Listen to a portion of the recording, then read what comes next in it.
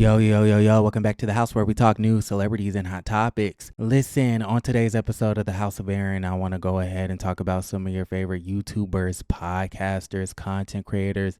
These people are no longer reality TV stars. They're no longer reality TV producers, but the reality TV stars, I guess they said, we're not making enough money. So let's be content creators.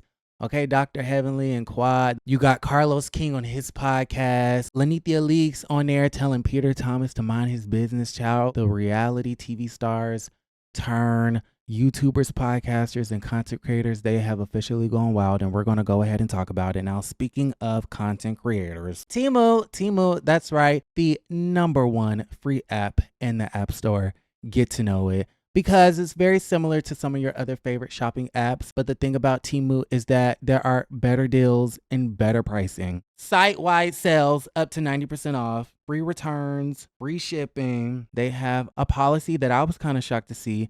So if you buy something, right, if the price goes down within 30 days of you already purchasing it, you just tell them and they'll give you a partial refund. Who doing it like Teemu? Let me go ahead and show y'all some of the things that I got from Teemu. Y'all be asking me, what do I use? What do I need? What kind of microphone, computer, laptop? Well, I'm telling you now, this is some of the things that you need to be thinking about. You can't have no microphone without no earmuffs on it. Okay, a microphone muff is what I like to call it, but I think it's like a windscreen. You want to make sure that the microphone doesn't have as many plosives and wind noises, so you need an ear muff for it. So that's #1. These are so cute. They come in a pack of 5. So for my Instagrammers, for my people who do a lot of iPhone content, I have some great iPhone content creator tools that you can use. This first thing, I swear by this. You need this. This is like a selfie remote, right? So if you're taking pictures, if you're an Instagrammer, or you just want to do an outfit of the day or something like that, you set your phone up on a tripod or you set it down somewhere against a wall, you move back and this will shutter the phone. I actually have a picture on my Instagram of me wearing this same sweatsuit, and I was sitting down like this, and I had this in my pocket. Click, click, click, click, click.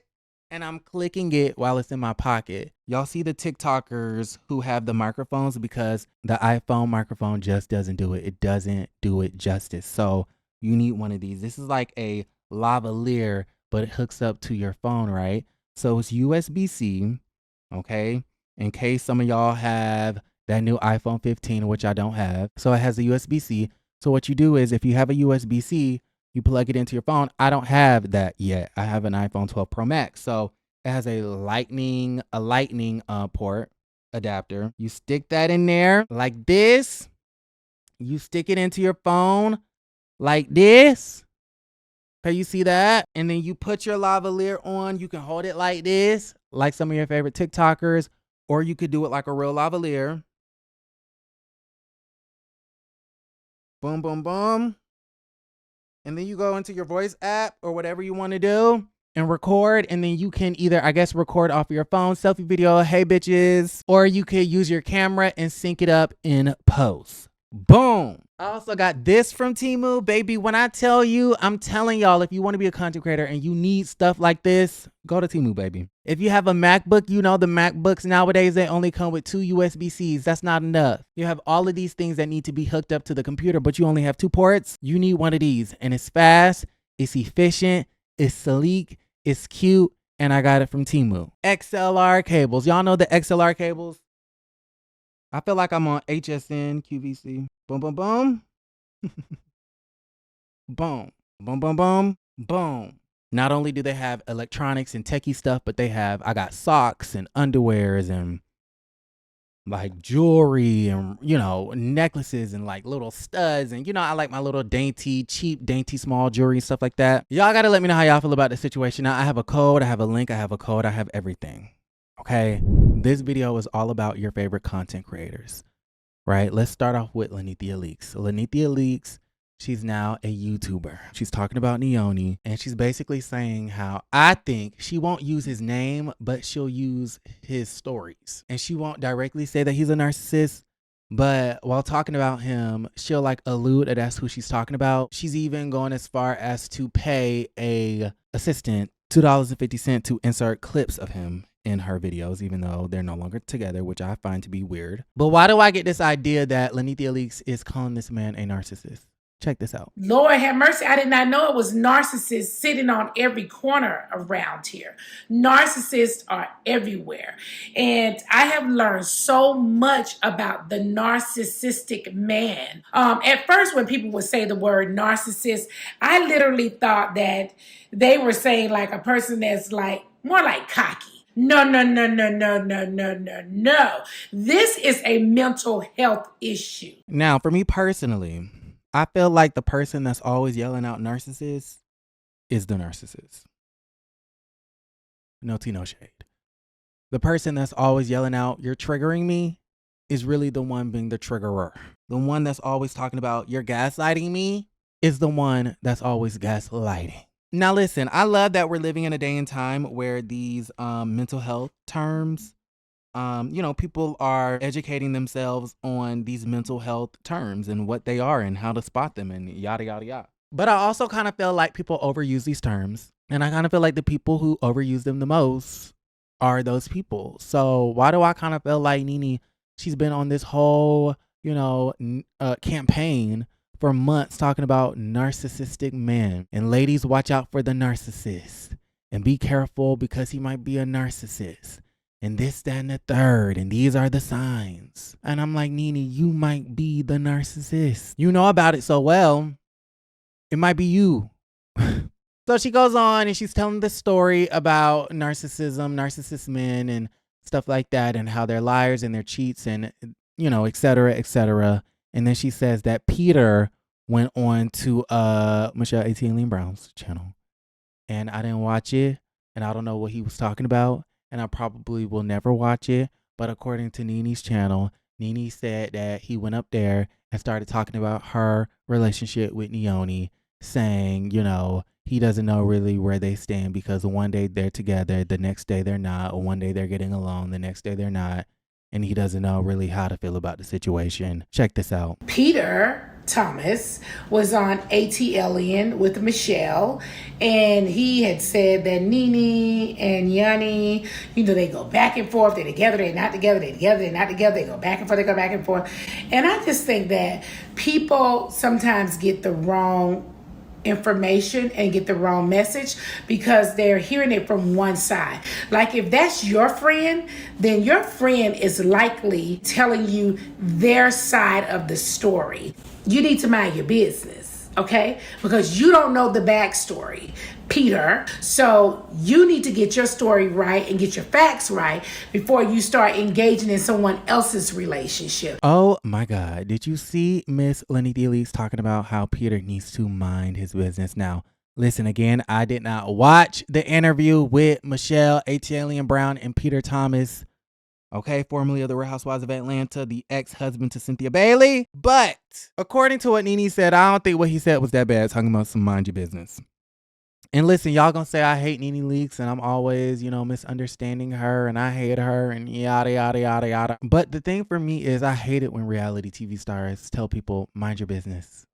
You mean to tell me that you promoted this business harder than you promoted the Lenithia Lounge? You mean to tell me that you've talked about this man in interviews? You mean to tell me that you posted this man every freaking day for months? You mean to tell me that you were very public with this relationship? And then you're going to tell people to mind their business. When a reality TV star, when they go through a divorce and then they be like, in the letter, they be like, oh, we asked for privacy.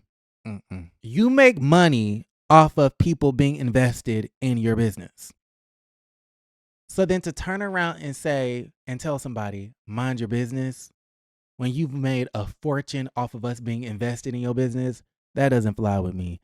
And do they owe us their life? No, you don't owe us. They personally don't owe us anything. You don't have to show us anything. However, if we want to continue to be invested in your business because we were conditioned to be invested in your business, we will be invested in your business whether you want us to be invested in your business or not. All right, so y'all got to let me know how y'all feel about that situation in the comments down below. Are we watching Nene's channel? Let me know. Moving right along, let's go ahead and talk about Carlos King. So Carlos King, why do I feel like he's shading the hell out of Monique Samuels?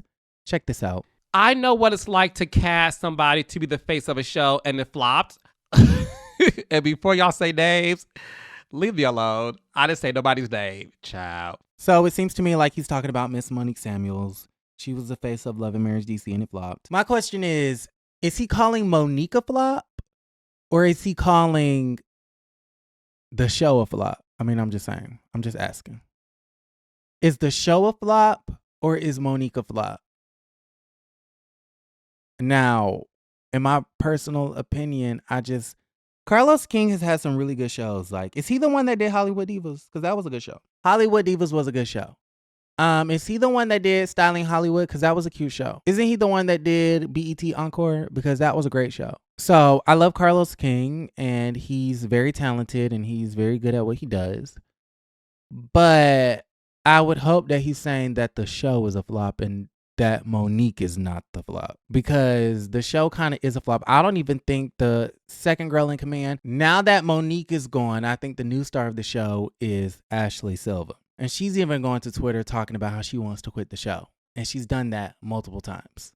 So at this particular point in time, it kind of seems like the show is a flop. And what's going on with OWN in these season 1A and season 1B and season 1C and having 3 reunions in 1 year and having 3 parts of the season in a year? Like, can we quit that? Can we stop that? So y'all got to let me know how y'all feel about that situation. My question of the day: is Love and Marriage DC a flop or is Monique the flop? Let me know. All right, so last but not least, let's go ahead and talk about Dr. Heavenly. Listen, Dr. Heavenly, she's also a content creator. She's on the YouTube. And there was a part in this trailer for Married to Medicine season 10 where Sweet Tea, Letitia, Dr. G's new wife, accuses Dr. Heavenly of telling her that she hit her man in the head with a frying pan. Check this out. I feel like the girls have tried to put me in an early grave, honey. Heavenly Father, we thank you because we all need second chances sometimes. With money and ditches, bitch, you ain't got nowhere. We all have said things we shouldn't have said. You said that you went upside your husband's head with a frying pan. Now, I'm going to play you guys another clip of Dr. Heavenly addressing that situation. And I don't know if she's withholding certain information because she wants us to watch the season, which that very well could be the case. But if you listen closely, she says that she never remembers telling Sweet Tea that. If you read between the lines, you'll notice that she never denies hitting her man in the head with a frying pan.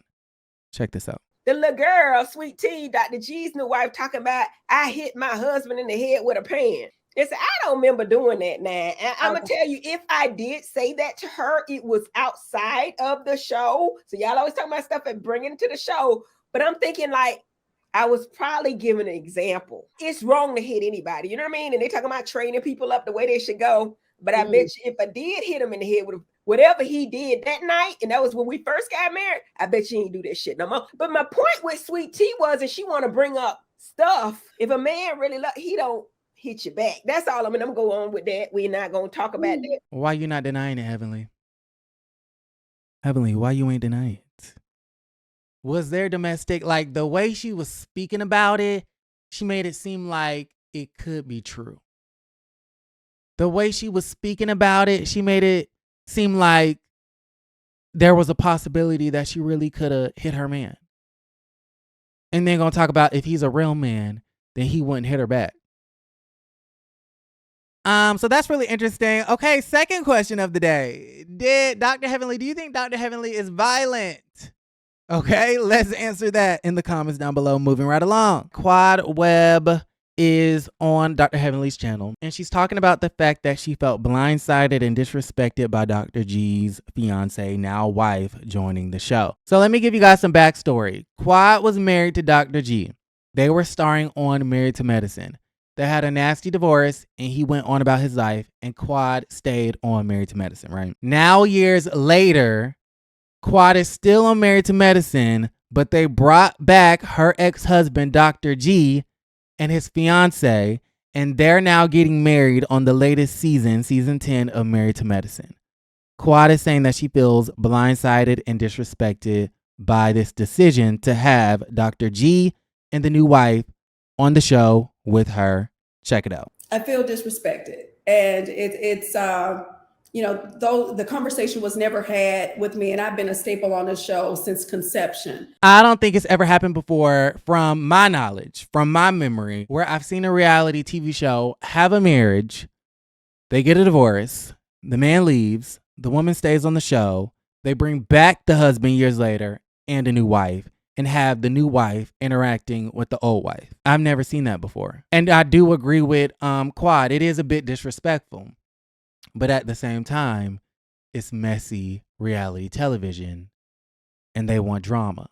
They want clicks. They want views. They want ratings. And at the same time, Quad did have the option to opt out. I mean, she signed her contract well after Sweet Tea, the new wife, was her real name Letitia, but I guess they call her Sweet Tea. Quad signed her contract and started filming well after Sweet Tea had been filming for about a month. So Quad knew that the new wife was on the show and still decided to sign a contract and film with the group still. It's really, really, really, really messy. Y'all gotta let me know how y'all feel about everything. Like the video, subscribe to the channel, and don't forget to create a great day.